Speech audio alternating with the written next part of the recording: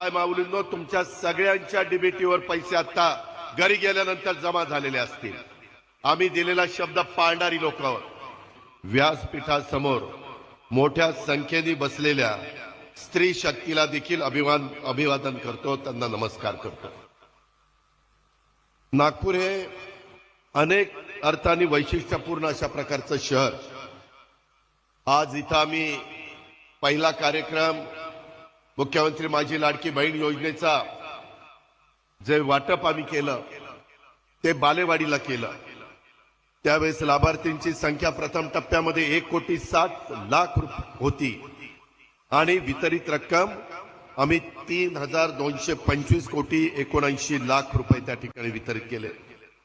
त्याच वेळेस मुख्यमंत्र्यांनी उपमुख्यमंत्र्यांनी आम्ही सगळ्यांनी ठरवलेलं होतं की तो कार्यक्रम तिकडे झाला, आता पुढचा कार्यक्रम आपण विदर्भामध्ये राज्याच्या उपराजधानीमध्ये नागपूरमध्ये घ्यायचा।